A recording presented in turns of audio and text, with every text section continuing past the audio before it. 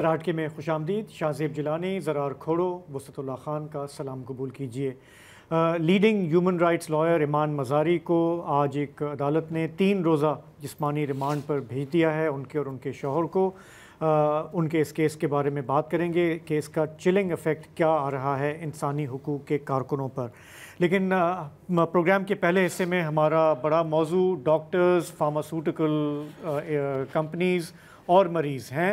इस पर आपको याद होगा पिछले हफ्ते हमने एक मुफस्सल प्रोग्राम भी किया था।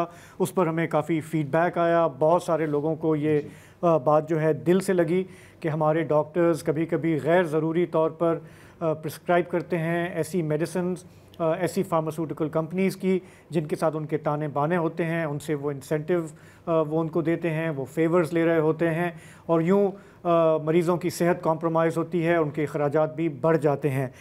वसत साहब थोड़ा रिकॉल करेंगे पिछले हफ्ते हमने क्या स्टडी शेयर की थी? ये करूँगा। आमतौर पे ये कहा जाता है कि जी ये होता है। वो कहते हैं जी सबूत क्या है आपके पास, आप सुनी सुनाई बातें जो करते हैं जी। तो ये इस चीज़ को प्रूफ करने के लिए London school of hygiene and medicine और आगा खान यूनिवर्सिटी का जो शोबा है एथिकल सेंटर ऑफ बायोएथिक्स, उन्होंने मिल के अक्टूबर से लेकर दिसंबर 2021 में एक जो है वो स्टडी की। उस स्टडी में इब्तदाई तौर पे कराची के जो 6 अजला हैं उनके 1000 से ज़ायद डॉक्टर से रब्ता किया गया। उनमें से 419 ने स्टडी का हिस्सा बनने पे इत्तफ़ाक़ किया और उन्हें ये बताया गया कि उनके नाम सीगा राज में रखे जाएंगे, लेकिन हम ये नहीं बता सकते कि उनसे कब कौन रब्ता करेगा, लेकिन वो स्टडी से रिलेटेड लोग ही होंगे।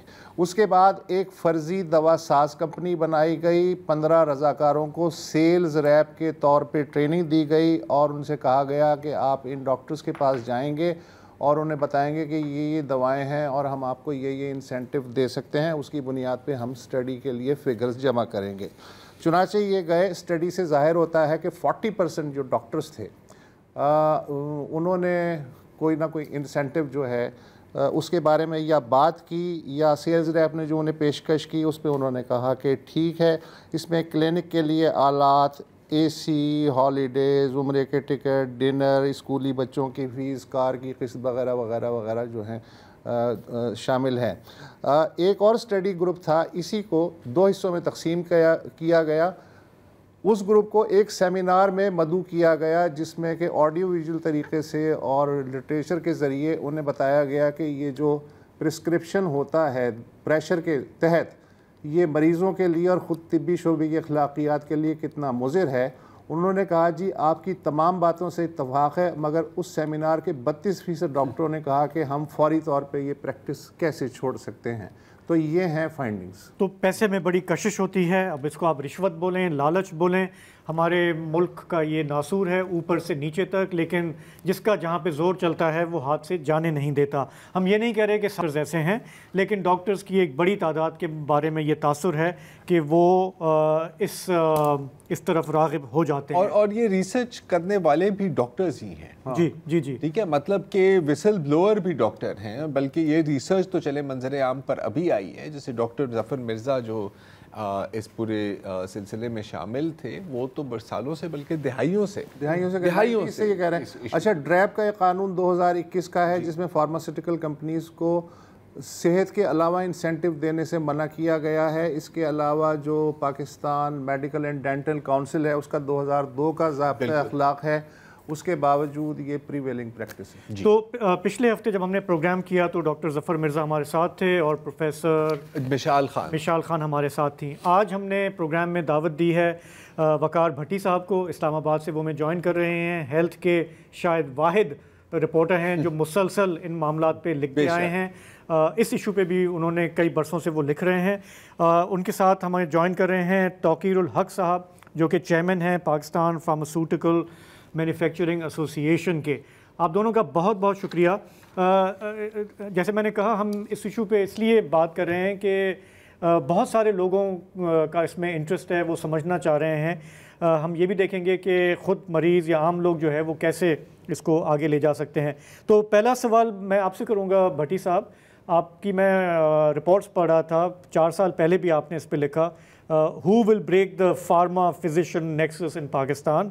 جس میں آپ نے یہ بتایا کہ کتنا ڈیپ ہے یہ جو پریکٹسز ہیں. کچھ مثالیں دے کے بتائیں گے کہ آپ کا جو ایکسپوجر ہے یہ کیسے پین آؤٹ کرتا ہے یہ معاملہ؟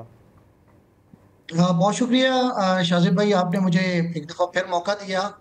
یہ بڑا اہم اور برننگ ایشو ہے اور اس سے میرا تو روزانہ واسطہ پڑتا رہتا ہے. میں کئی سالوں سے اس کے اوپر لکھ رہا ہوں اور ابھی بھی میں ایک اسٹوری پہ کام کر رہا ہوں جو کچھ دنوں میں انشاءاللہ سامنے آ جائے گی. روز کا معاملہ ہے، جہاں تک میرا ایکسپیرینس ہے، دیکھیں یہ بہت وسیع ہے یہ کرپشن جو فارما فزیشین نیکسس ہے اس وقت پاکستان میں، اور دوسرا ایک ڈائگنوسٹک فزیشین نیکسس جو ڈائگنوسٹک لیبس کا نیکسس ہے، وہ بھی ایک بہت بڑا نیکسس ہے. یہ دو بڑے نیکسس ہیں جو اس وقت پاکستان میں مریضوں کی صحت کے لیے اور ان کی جیب کے لیے خطرہ بنے ہوئے ہیں. دیکھیں جہاں تک فارما فزیشین نیکسس کا تعلق ہے تو یہ دو لیول پہ کام کر رہا ہے. ایک تو ہے انڈیویجول ڈاکٹرز جو کہ انسینٹیوز لیتے ہیں فارماسیوٹیکل کمپنیز سے in exchange for writing their medicines.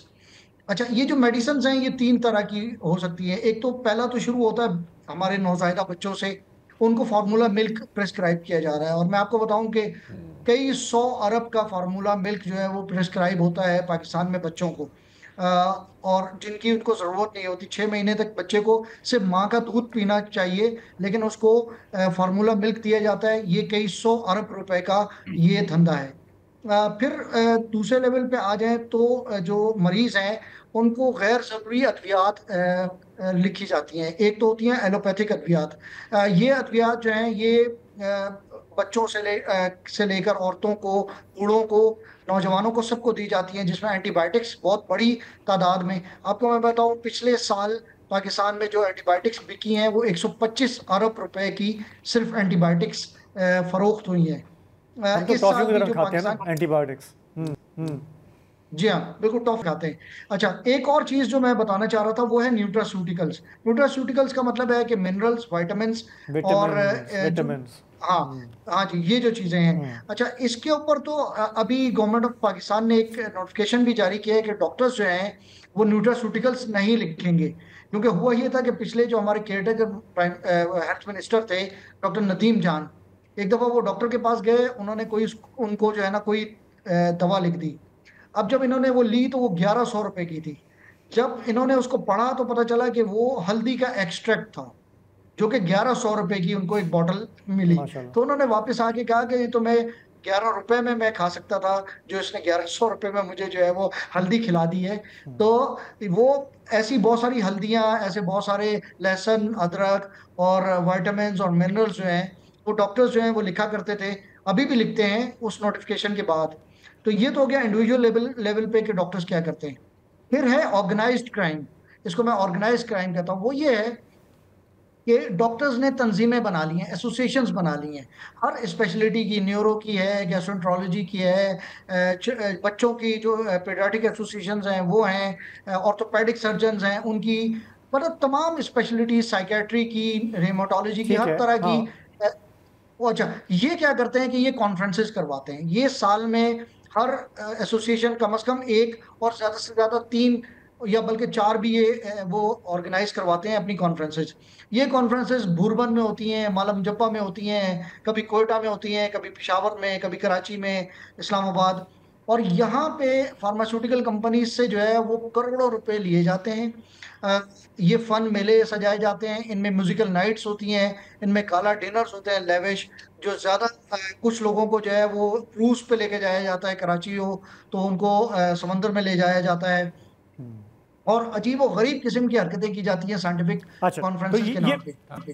Supposedly یہ فارماسیوٹیکل کمپنیز کی اسپانسرشپ ہوتی ہے، ایک جس سے وہ جاتے ہیں. میں کلیئر کرنا چاہ رہا ہوں جہاں پر یقیناً بھٹی صاحب بھی اگری کریں گے، جہاں پر فارمولا کی بات ہے تو ظاہر ہے کہ کچھ مائیں بالکل پہلے 6 مہینے کے لیے ماں کا دودھ پلانا چاہیے. کچھ مائیں ظاہر ہوتی ہیں جن کا اتنا دودھ شاید بنتا نہیں ہے، یا پھر کوئی فزیکل ایشو بھی ہوتا ہے، تو ہم غیر ضروری فارمولا کی پرسکرپشن. اچھا ٹھیک ہے بھٹی صاحب، آپ نے ایک پکچر پینٹ کر دی. میرا خیال ہے کہ توقیر الحق صاحب سے جانتے ہیں آپ، چونکہ فارماسیوٹیکل ایسوسیشن کے معاملات دیکھتے ہیں. ایک امپریشن یہ ہے، ہمیں پچھلے ہفتے ڈاکٹر ظفر مرزا نے بھی کہا کہ ایک تو ملٹی نیشنلز ہیں اور پھر دوسری ہماری جو پاکستان کے اندر اپنی فارماسیوٹیکلز ہیں ان کے معاملات ہیں جو نسبتاً زیادہ گڑبڑ ہیں. آپ بتائیں گے کہ اس معاملے کو ٹیکل کرنے کے لیے آپ نے کیا کیا ہے؟ جی السلام علیکم. جی پہلے تو بہت بہت شکریہ. مجھے ابھی تھوڑی دیر پہلے پتہ چلا کہ مجھے اس پروگرام میں آنا ہے. تو دیکھیے یہ ہیلتھ سیکٹر جو ہے نا بہت سینسٹیو سیکٹر ہے، اور جس طریقے سے یہ پینٹ کیا جا رہا ہے نا اس طرح نہیں ہے. آئی تھنک کہ اس ملک میں medical community and pharmaceutical industry کی بہت بڑی کنٹریبیوشن ہے. پہلے تو میں یہ کہوں گا کہ اس وقت 90% جو ادویات ہیں وہ لوکلی مینوفیکچر ہو رہی ہیں پاکستان میں، اور اس فارماسیوٹیکل انڈسٹری نے کی یہ بہت بڑی کنٹریبیوشن ہے. آپ نے کووڈ میں دیکھا فلڈز آتے ہیں یا اس طریقے سے جتنی بھی نیچرل کلیمٹی ہوتی ہے تو یہ انڈسٹری ہمیشہ پیش رہتی ہے. اور اگر آپ یہ دیکھیں کہ ہم اگر لوکلی مینوفیکچر پروڈکٹ نہ بنا رہے ہوتے تو اس وقت $3 بلین کی یہ مارکیٹ ہے اس وقت لیٹسٹ جو اسٹیٹسٹکس ہیں. ڈاکٹر صاحب اس کنٹریبیوشن سے انکار نہیں ہے، وہ نہیں میں آ رہا ہوں اسی طرف آ رہا ہوں. اب مجھے تھوڑا سا ٹائم ہے نا. ہاں جی اسی طرف آ رہا ہوں. تو آپ یہ دیکھیں کہ ہم امپورٹ نہیں کر رہے میڈیسن، اور یہاں پہ ایک جو ہے فارماسیوٹیکل انڈسٹری کا ایک بہت بڑی کنٹریبیوشن ہے. اچھا اب یہ جو ابھی بھٹی صاحب نے ایک پکچر پینٹ کی کہ ایک کرمنل ایکٹیویٹی ہے اور یہ کانفرنسز ہوتی ہیں، تو I think we should look into the fact کہ what are the international practices. Internationally جتنے بھی یہ اسپیشلٹیز ہیں، آنکالوجی ہوئی، کارڈیالوجی ہوئی، آفٹھلمالوجی ہوئی، یا کوئی بھی اٹھا لیں آپ اسپیشلٹی، دنیا بھر میں یہ کانفرنسز جو ہیں وہ ہوتی ہیں. And these conferences are held with the collaboration of pharmaceutical industry as well as medical community. اور ان کانفرنسز میں انہوں نے یہ تو کہہ دیا کہ ڈنر ہوتے ہیں، میوزیکل وہ ہوتا ہے. ظاہر ہے اگر ڈاکٹرز جمع ہو رہے ہیں تو وہاں کھانا بھی کھائیں گے، لیکن اس چیز کو آپ دیکھیے کہ ان کانفرنسز میں جو لیٹسٹ اپڈیٹ ہے، جو ایڈوانسمنٹ آ رہے ہیں، نیو میڈیکل ٹریٹمنٹ آ رہے ہیں، ان پہ ڈسکشن ہوتی ہے. اینڈ اس کے اوپر جو فارن اسپیکرز بھی بلائے جاتے ہیں، اور جو یہاں لوکل نئی ادویات ہوتی ہیں یا نیا جو بھی سرجیکل ٹرینڈز ہیں یا کوئی میڈیسنز آتی ہیں، اس کے اوپر پیپر پڑھے جاتے ہیں، اور اس میں جونیئر ڈاکٹرز کو بھی اپڈیٹ کیا جاتا ہے. تو دنیا بھر میں جو بھی نئی ادویات آ رہی ہیں، جو بھی ریسرچ ہو رہی ہے، اس کو اسی طرح کانفرنسز کے تھرو ہی. اچھا توقیر صاحب تھوڑا سا میں وضاحت کر دوں. اس وقت جو بات ہو رہی ہے نا وہ یہ ہو رہی ہے، ایک منٹ آپ توقیر صاحب کانفرنس میں کلیریفائی کر لوں. اس وقت بات یہ ہو رہی ہے کہ یہ جو نیکسس ہے جس میں ہو سکتا ہے کہ کچھ کمپنیز یا ان کی مارکیٹنگ کے جو لوگ ہیں وہ ڈاکٹرز کو انسینٹیو دے رہے ہیں. آپ اس ایشو سے آگاہ ہیں کہ یہ ایسا ہوتا ہے، اور اگر ہیں تو اس بارے میں پھر کیا کیا ہے؟ جی دیکھیے پہلی بات یہ ہے کہ جس طریقے سے یہ پکچر پینٹ کی جا رہی ہے اس طرح نہیں ہے. اب دنیا بھر میں یہی ہوتا ہے کہ جب آپ نے کوئی بھی انٹرنیشنل، دیکھیں پہلے ہوتا تھا کہ جب بھی کوئی نئی میڈیسن آتی تھی یا کوئی ریسرچ آتی تھی تو پاکستان میں ہم فارن اسپیکر بلا لیا کرتے تھے، اور وہ یہاں لوکل آ کے سب لوگوں کو لیٹسٹ ایڈوانسمنٹ کے بارے میں بتاتے تھے. Unfortunately for the last few years جو سیکورٹی کے حالات رہے، یہاں تو کوئی فارن اسپیکر آتا ہی نہیں ہے، بہت مشکل سے آتے ہیں. تو دنیا بھر میں میں خود بھی اٹینڈ کرتا ہوں، جتنی بھی کانفرنسز ہوتی ہیں اس پہ pharmaceutical companies continuous medical education, یہ ایک توقیر صاحب دیکھیں یہ پروگرام کانفرنسز کے بارے میں نہیں ہے، یہ over all good and bad practices کے بارے میں ہے. ایک وقفے کے بعد میں آپ سے ایک سوال پوچھوں گا پلیز. جو سبجیکٹ ہے میرا خیال ہے کہ اس پہ ہم آپ کو زیادہ سننا چاہتے ہیں تاکہ ہم ایجوکیٹ ہوں. ایک وقفے کے بعد آتے ہیں آپ کے پاس.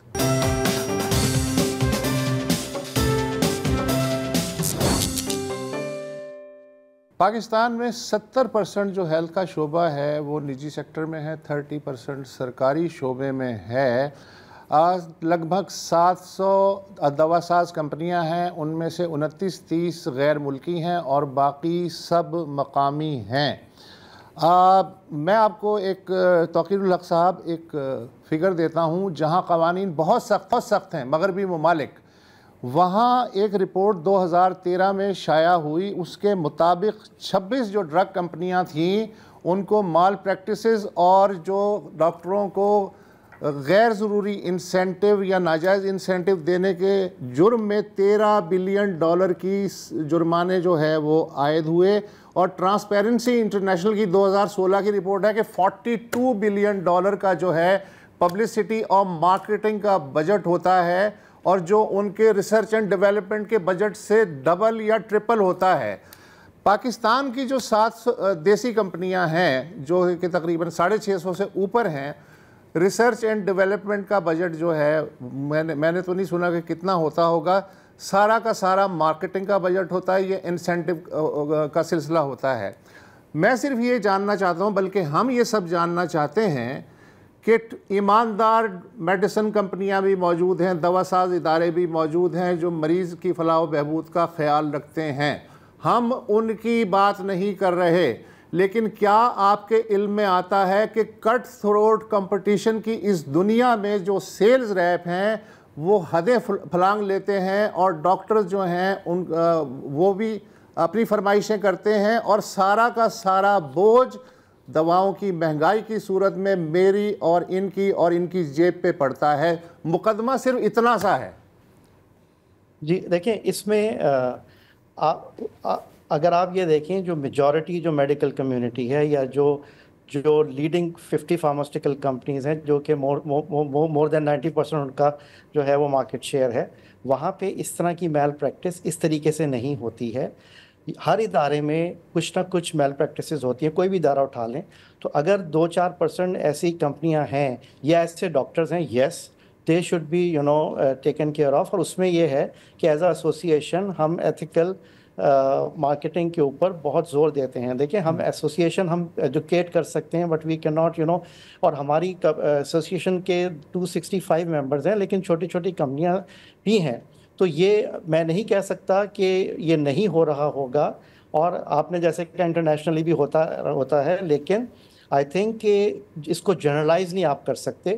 میجورٹی جو میڈیکل کمیونٹی ہے بہت ذمہ دار لوگ ہیں، ہمارے جو ڈاکٹرز ہیں، اسی طرح جو ہماری فارماسیوٹیکل کمپنیز ہیں، جو لیڈنگ فارماسیوٹیکل کمپنیز ہیں، ان کی ایتھیکل پالیسی ہوتی ہے، بٹ یقیناً کچھ نہ کچھ 2-4% ایسے ہوتے ہوں گے جن کو ایسی جی بالکل توقیر الحق صاحب، یہ جو آپ میجورٹی آف کمپنیز ہیں انٹرنیشنل ریپیوٹیڈ کی کمپنیاں، انہی پہ $13 بلین کا جرمانہ ہوا تھا۔ آپ کے پاس تھوڑی دیر میں ہم آتے ہیں وقار بھٹی صاحب، توقیر صاحب کہہ رہے ہیں 2-4% ہوتا ہوگا، تو وہ تو کالی بھیڑیں ہر شعبے میں ہوتی ہیں، آپ کی کیا آبزرویشن ہے؟ میری آبزرویشن اس کے بالکل الٹ ہے۔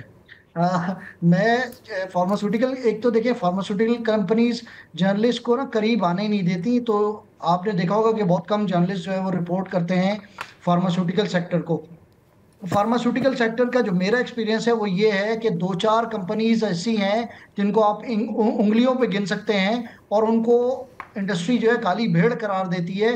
جو اچھی کمپنیز ہیں جو ایتھیکل پریکٹسز کرتی ہیں وہ 2-4 ہیں، 2-4 کراچی میں ہیں، 2-4 لاہور میں ہیں، ایک آدھ اسلام آباد میں ہوگی۔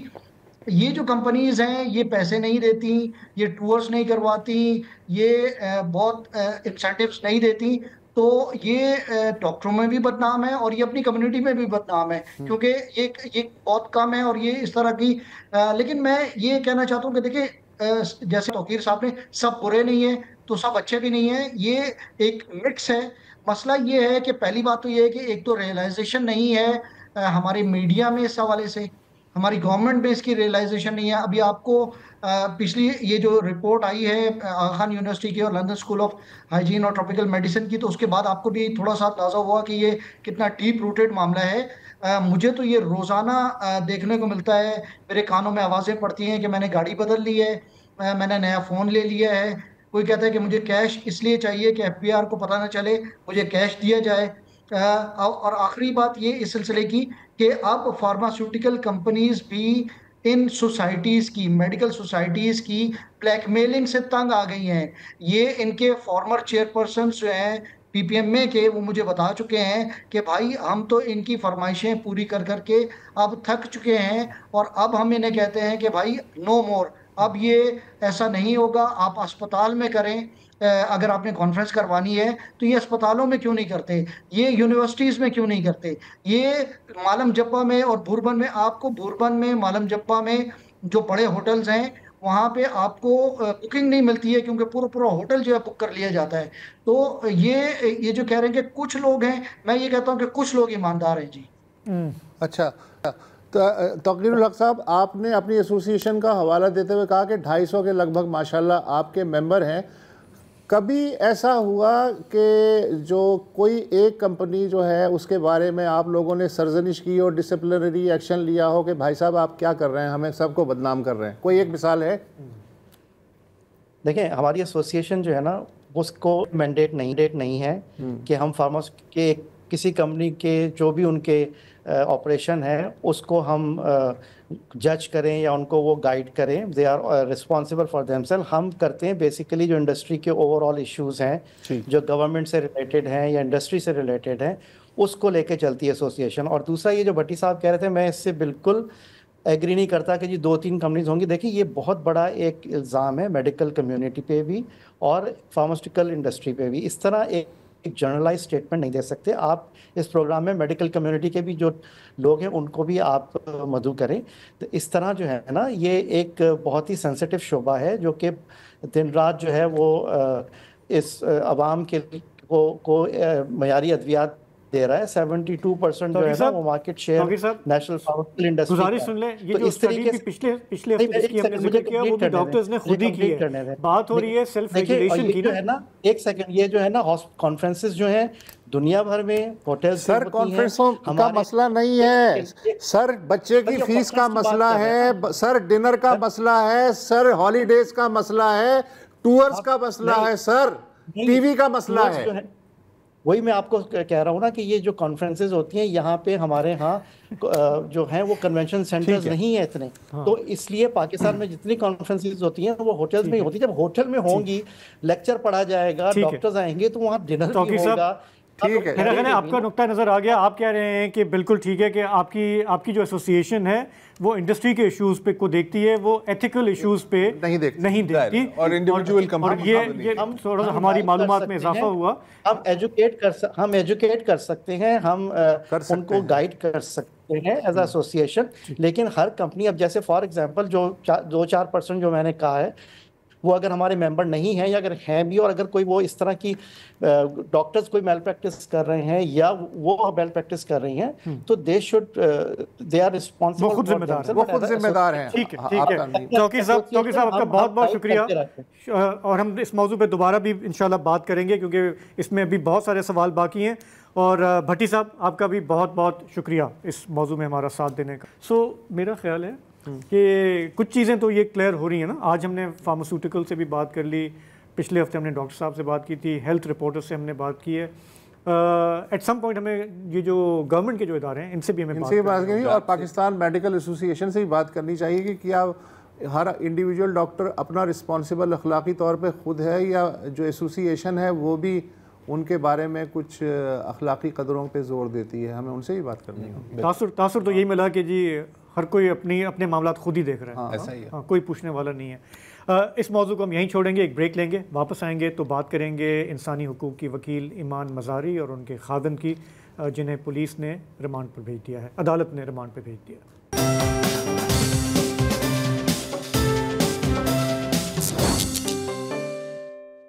انسانی حقوق کی کارکن اور وکیل ایمان مزاری اور ان کے شوہر ہادی علی کو انسداد دہشت گردی کی عدالت نے 3 روزہ جسمانی ریمانڈ پر پولیس کے حوالے کر دیا ہے. ان پر الزام ہے کہ انہوں نے کار سرکار میں مداخلت کی اور ساتھ ساتھ ان پر دہشت گردی کے مقدمات بھی بنا دیے گئے ہیں. پولیس کا کہنا ہے کہ ملزمان نے غیر قانونی طور پر سڑک سے رکاوٹیں ہٹانے کی کوشش کی تھی. جو تھانہ آپارہ ہے اس میں جو ایف آئی آر سامنے آئی ہے اس کے مطابق یہ واقعہ 25 اکتوبر کو پیش آیا.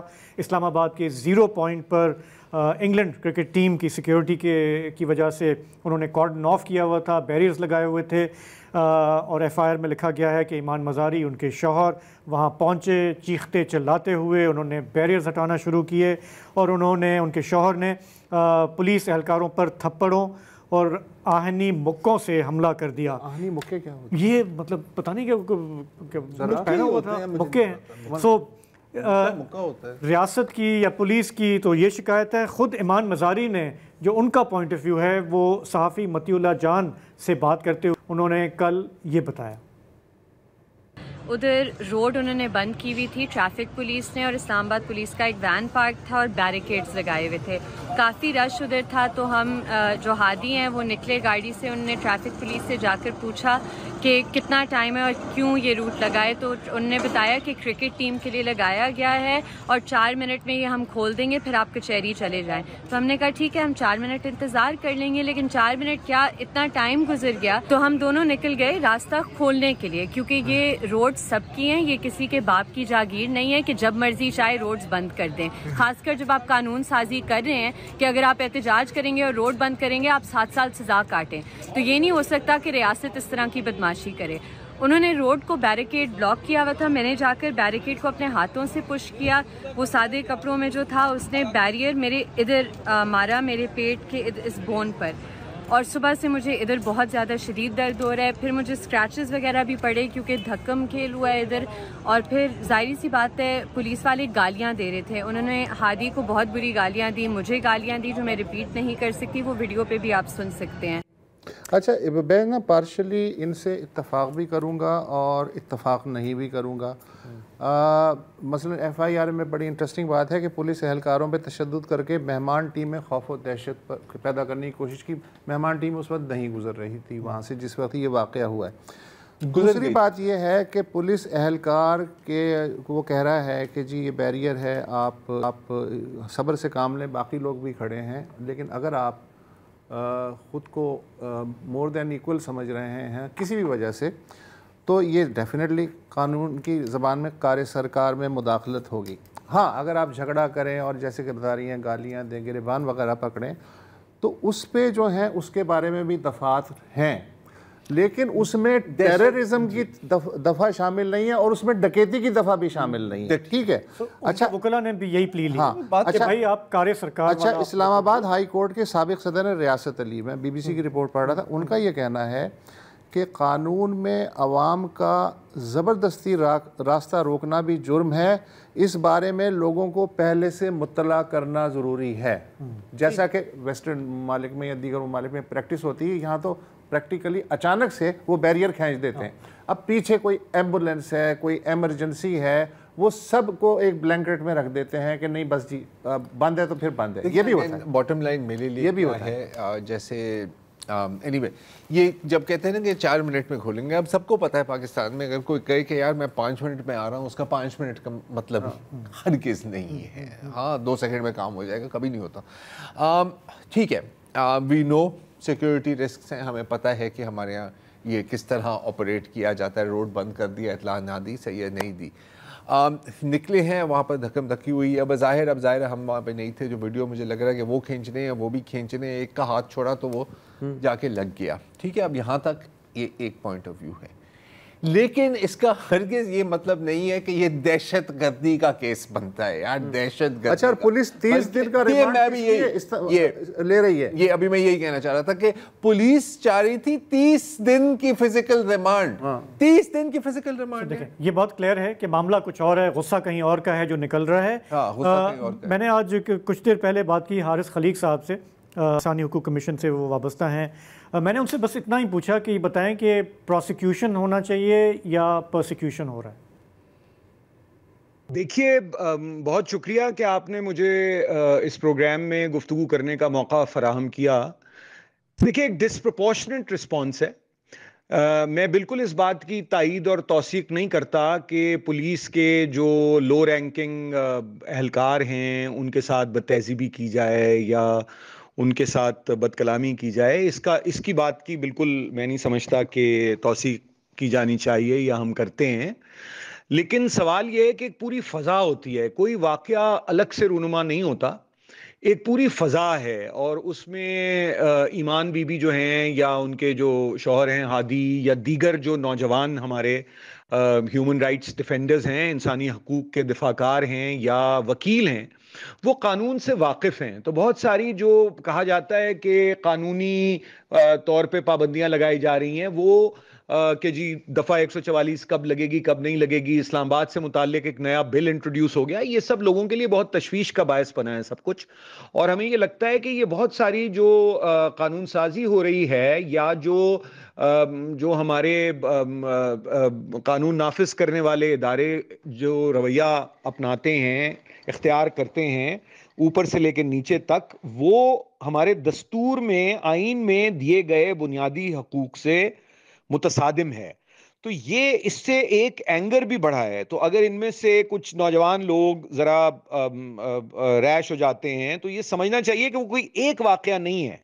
میں آپ کو مثال دیتا ہوں, پرسوں رات کو 1:30 بجے میں اپنے گھر سے باہر 1:30 بجے نہیں سوری 1.5 گھنٹے اپنے گھر سے باہر جو مین سڑک ہے اس پہ میں ٹریفک میں پھنسا رہا, اور کوئی ہمیں نہیں معلوم کہ کیا تھا, کوئی VVIP موومنٹ تھی, کوئی سیکیورٹی کے ایشوز تھے, تو لوگوں کو نہ مطلع کیا جاتا ہے. اور آپ سوچیں کہ اگر ایمان یہ کر رہی ہیں یا ہادی یہ کر رہے ہیں تو یہ بھی تو سوچیں نا کہ وہ جو پیچھے پورا جم غفیر ہے, جو ٹریفک ہے, اس میں کوئی ایمبولینس بھی ہو سکتی ہے, کوئی فائر بریگیڈ کا بھی انجن ہو سکتا ہے. مطلب دیکھیں نا, یہ ساری باتیں ہیں, سڑکوں کو بند کرنا, اور یہ بالکل میں سمجھتا ہوں کہ بنیادی جو ایک حق ہے لوگوں کی آمد و رفت کا, نقل و حرکت کا, اس کی خلاف ورزی ہے.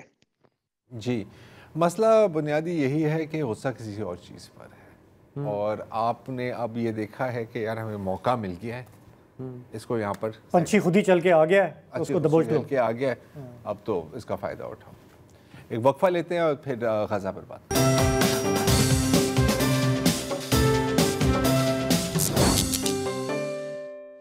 Welcome back. آج غزہ میں اس پورا سال سے زائد ہو گیا اس جنگ کو, لیکن آج جو ہوا ہے بیت لائیا وسطی غزہ میں, وہ شاید اس پورے جینوسائیڈ کا سب سے بڑا میسیکر ثابت ہو سکتا ہے. بیت لائیا میں ایک 5 منزلہ عمارت پر اسرائیلی بمباری کی. یہاں پر ابو ناصر کی ایکسٹینڈڈ فیملی کے لوگ وہاں پر رہتے تھے, اور اب تک اطلاعات یہ آئی ہے کہ 100 سے زائد لاشیں وہاں سے برآمد کی گئی ہیں, لیکن اس عمارت میں تقریباً 500 لوگ رہتے تھے. تو ابھی ہمیں اندازہ بھی نہیں ہے کہ ملبے تلے کتنے لوگ ابھی بھی پھنسے ہوئے ہیں, اور اکثریت جو یہاں پر جو شہداء کی ہے وہ خواتین ہیں اور وہ بچے ہیں. مناظر وہی ہیں جو اب تک ہم نے کوئی 1,00,000 بار دیکھے ہوں گے, 1,00,000 بار آپ کو دکھائے ہوں گے. لیکن میں آپ کو یہ بتاتا چلوں کہ کیونکہ تمام ایمبولینسز کا وہاں پر آنے پر پابندی ہے, کیونکہ ریسکیو ایکوپمنٹ وہاں پر پہنچ نہیں سکتی, تو وہاں کے مقامی لوگ لاشوں کو گدھے گاڑیوں پر ٹرانسپورٹ کر رہے ہیں, بالکل جیسے کہ کوئی دھوبی جیسے اب کپڑے نہیں لے کے دھوبی جیسے اوپر نیچے رکھی ہوئی ہیں جیسے کپڑے لا سکتا ہے. اچھا, اب جو لوگ زخمی ہیں ان کی جان بچے گی یا نہیں بچے گی, یہ بھی ایک اور بہت بڑا سوال ہے, کیونکہ جو سب سے نزدیک ہسپتال ہے وہ ہے کمال ادوان ہسپتال, اور وہاں پر پچھلے 3 دنوں سے اسرائیلی آپریشن جاری ہے, اور اب وہاں پر ایک وقت میں 100 ڈاکٹر ہوتے تھے, لیکن اب پورے کمال ادوان ہسپتال میں صرف 1 ڈاکٹر ہے, اور وہ بھی پیڈیاٹریشن ہے, بچوں کا ڈاکٹر ہے. اس کے پاس یہ ٹریننگ ہی نہیں ہے کہ اس طرح کی انجریز کو سنبھالا جائے. کمال ادوان ہسپتال میں کیا ہوا ہے پچھلے 2-3 دنوں میں آپ کو مختصر بتانا چاہ رہا ہوں.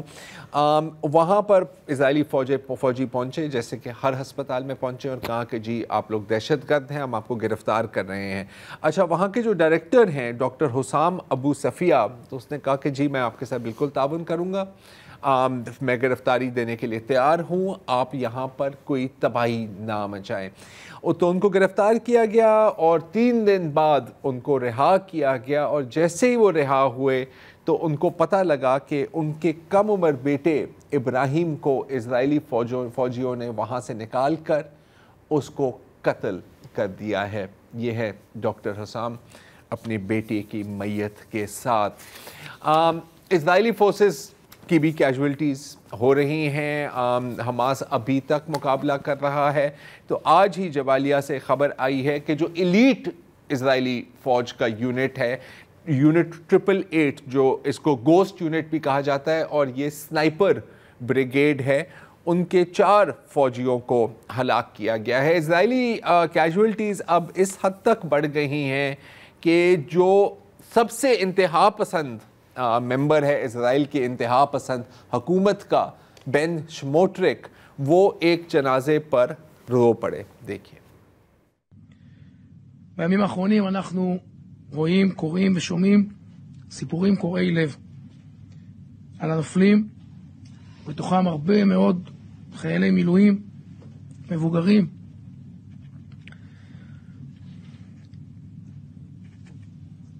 אבות לילדים רבים, דתיים וחילונים, בני קיבוצים ובני התיישבות,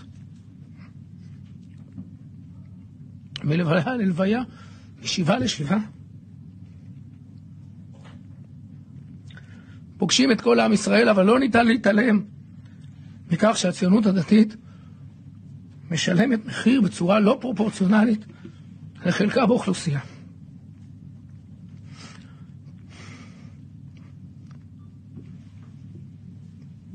جی لیکن اگر اس کو دیکھ کے آپ کو لگنے لگا کہ یہ بھی انسان ہیں، ان کے بھی جذبات ہوتے ہوں گے، کتنی افسوس کی بات ہے، تو یہ ایک اگلی تصویر بھی آپ دیکھ لیں.